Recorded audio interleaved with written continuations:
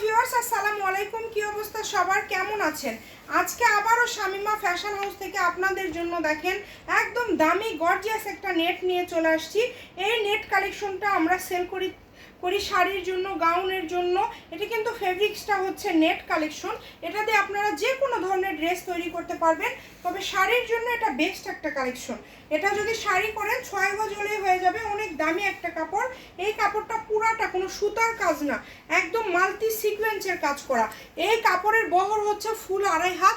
এটার কালার আছে আমাদের কাছে। এটার সাথে ম্যাচিং করে যদি ফলস নেন, ফলসের গজ হবে 80 টাকা।